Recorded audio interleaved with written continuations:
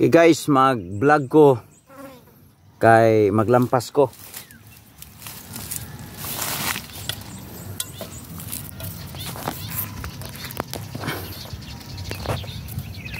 Okay.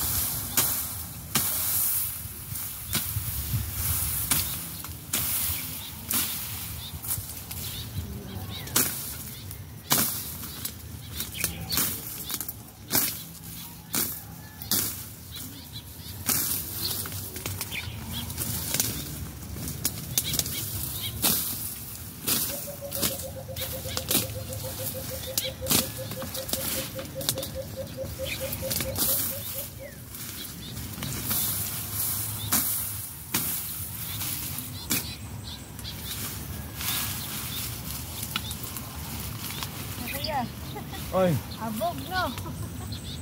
yung yung buta yan. Sa amin nga eh, buti hindi ganyan ka dati. Lagi. Medyo mababa pa yung mga ano nun, pagbot. Ating linisan dito upang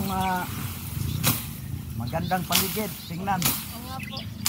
Ano itatayo ninyo po dyan? Church po yan. Oh, okay. Ganda. Malapit ka sa church. Malapit ka sa Baptist. Ah, Baptist. Yan. Ano po yan? Association din po. Yung parang tapos-tapos lang ang pagbili ng yuta. Ay, yung church na yan ay mayroon pong project na May bili ng lupa. sponsor po. Yung Panginoon. Okay. Thank you. Yung Panginoong sponsor natin kasi God bless. anong religion mo? Catholic po. Mabuti naman. Kaya nandyan ka sa samahang ito. Ako, Tagalog pa ka bago pa ka dito sa inyo. Pampala. 7 months pa lang. Galing sa Manila. Pero province ko talaga sama. Pero nagdakulag ko sa Kuan. So yung husband mo dito po ngayon. Opo, tagahingoog. Tagahin mo ka. Kaya dito ka na bihag. Bihag ka talaga kasi yung husband mo tagahingoog. Opo. Then kami sa negosyo. Ah. Pero nag-rent lang naman kami doon, kaya nagbili na kami ng... Ano, impas na ba yan? Bili pa. Yeah. Katadata din po. Yeah, kasi pag hindi ka mag installment, hindi ka makapag-on. Oh yeah, kasi 5 years from now, 3 years from now, yung diversion road ay open na yan. So magiging po itong highway na. Opo. So magiging ang mga tao, marami ang tao dito. Kaya mas maaga na tayo po ay mayroon na dito. Oo, nakapwesto na. Pag magiging diversion road na yan. Siya, maliwanag na tanan kasi maligya naman. No? Yeah. Kaya pagtingin ko sa kabila, malinis na yan. Parang mayroon ng tao nag-aalaga dito. Cheers po yun. Yung... Dalawang lote po, no? Yeah, dalawang lote. Bali 220? Kaya yung kapila yan, may plano po yan na bilhin po yan. Bakante pa siya dyan?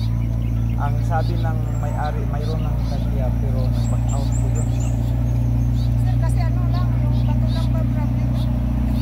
Hindi naman to problem kasi yung mga bato na yan, hindi naman yung ilagay dito. Tapos, Magamit din din. mas mabuti. Yan ang dahilan kung bakit ako pinili dito kasi mayroong mga bato. Yung, ang ibig sabihin po yan, pag mayroong bato ay matibay po yung lugar na yan. Wow. Malayo sa landslide. Sige po, ingat lang po dyan. Sige.